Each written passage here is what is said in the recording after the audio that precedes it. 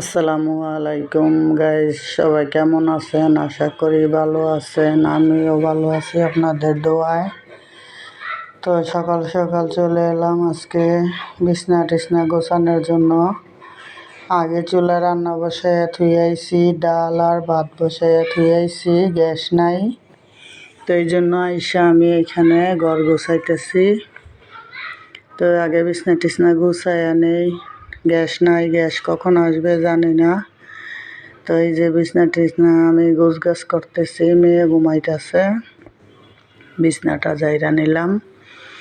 তো এখন বিছনাটা জাইরা ঘর দুয়ার ঝাড়ি, দেখি গ্যাস আসলে আবার যে রান্না করব। ভাত আর ডাল চুলায় দিয়ে রাখছি, ডালের মধ্যে আলু ছিলে দিছি দুইটা ভর্তা করার জন্য। আজকে ভর্তা রেসিপি দেখাবো আপনাদেরকে, চিকেন ভর্তা রেসিপি। তারপরে আমি এখন ঘরটা ঝাড়ু দিয়ে নিতেছি। তো গ্যাস আসলে গ্যাসের মধ্যে কাজ করব। এর মধ্যে এই যে দেখেন আমার চুলায় গ্যাস নাই। এর আগে আমি কয়েকটা হাঁড়ি পাতিল ছিল ধুয়ে নিলাম। তো এই দেখছেন গ্যাস নাই চুলার মধ্যে, কোনো ভাত একদমই লড়তেছে না। তারপরও আমি ভাত বসায় রাখা ডালের মধ্যে দুইটা আলু ছিল্লা কাটতে দিয়েছিলাম, ওই দুইটা উঠাইয়া এখন ভর্তা করে নিতেছি। গ্যাস আসবে কি না আসবে তার কোনো গ্যারান্টি নাই। তা আলুটা তো শক্ত হয়ে যাবে, এই জন্য আমি কাঁচামরিচ আর পেঁয়াজ কেটে সরিষার তেল দিয়ে কষলাইয়ে নিতেছি। তো আগে আলুর ভর্তাটা করে রেখে দেই, তারপরে দেখি আপনাদেরকে আজকে দেখাবো চিকেন স্পেশাল চিকেন রেসিপি ভর্তার। এখন কাইটা কুইটা নেই, দেখি যদি গ্যাস আসে তাহলে বানাবো, আর না আসলে রেখে দিব, বিকালবেলা বানাবো। তো এই যে আমি নিয়ে নিলাম চিকেনটাকে ছোট ছোট করে কেটে নিব। মানে আপনারা বেস্টের যে মাংসটা থাকে এই মাংসটা দিয়ে কাবাব বানায় খাইতে পারেন, ভর্তাটা বানায় খাইতে পারেন, যে যা খুশি ইচ্ছা মতন বানায় খাইতে পারেন। তা আমি আজকে চিন্তা ভাবনা করছি যে আজকে ভর্তা বানাবো। তো নিয়ে নিয়েছি পেঁয়াজ, রসুন, আদা, কাঁচামরিচ, ধনিয়া পাতা। তো এগুলো আমি কেটে নিতেছি, চিকেনটা কেটে নিছি, মরিচও বাইছা নিছি। তো দিলাম আদা কাইটা নেবো, আদা চাকচাক করে কাইটা নিব।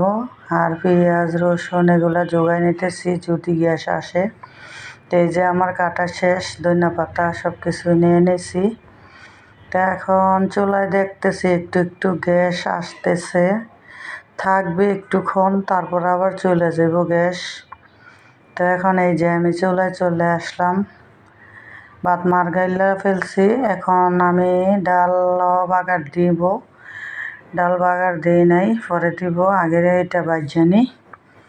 তো এই যে আমি চিকেনটাকে আগে বাজিয়ে নিতেছি, আবার কখন গ্যাস চলে যায় ঠিক নাই। তো এই যে আগে তেল দিলাম, তেল দিয়ে তাওয়াটা গরম করে নিলাম। তো আমি এই তাওয়াটাতে সবসময় কাজ করি না, যদি লাগিয়ে যায় এই জন্য আমি একটু লবণ দিয়ে তাওয়াটাকে নেড়ে নিতেছি, তাহলে মনে করেন লাগার সম্ভাবনা কম থাকে। আমি যে এই যে চিকেনটাকে আগে দিয়ে দিতেছি। তো চিকেনটাকে একটু লবণ তো আমি আগেই তাওয়াতে দিয়েছিলাম, তো দেখেন তারপরেও লাগিয়ে গেছে। আর একটু হলুদ, একটু ধনিয়ার গুঁড়ো, একটু জিরার গুঁড়ো দিয়ে দিব।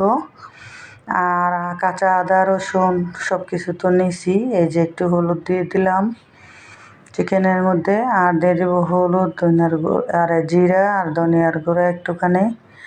তো এইখানে আর অন্য কোনো মশলা দেওয়ার দরকার নাই। এইখানে আমি চিকেনটা একটু ভাজিয়ে নিব, একটু ভাজিয়ে নিয়ে তারপরে এটার মধ্যে কাঁচামরিচ দিয়ে দিব। আপনারা চাইলে শুকনো মরিচ দিয়েও করতে পারেন। এই যে আদা রসুন দিয়ে দিলাম, পেঁয়াজ এগুলো সব দিয়ে দিলাম।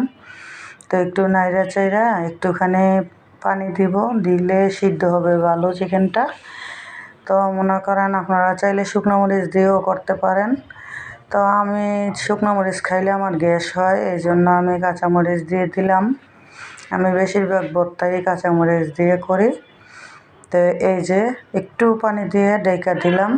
তো এখন মনে করেন আমার পানিটা শুকিয়ে গেছে, চিকেনটা একটু ভেজে নিয়েছি, তো শুকনো শুকনো হয়ে গেছে। এখন ধনেপাতাটা দিয়ে একটু নাড়া দিয়ে নামিয়ে নেব। তা নামিয়ে ঠান্ডা হলে পরে আমি আপনারা চাইলে পাটাতো বাইটা নিতে পারেন। আমার ব্লেন্ডার দিয়ে আমি করব, আমার ব্লেন্ডার আছে। তো এই যে ঠান্ডা হওয়ার জন্য আমি রাইখা দিলাম, ঠান্ডা হয়েছে, এই যে ব্লেন্ডারে নিয়ে নিলাম। তো এখন ব্লেন্ডারে দিয়ে দিতেছি। তো ব্লেন্ডারে দিয়ে ব্লেন্ড করে নেব। ব্লেন্ডারে দেওয়ার পরে ব্লেন্ড হইলে পরে আপনি একটু সরিষার তেল মাখাইয়া নেবেন, তা হইলে মনে করেন আপনার ভর্তা হয়ে যাবে। খুব সহজভাবে করতে পারবেন এই রেসিপিটা।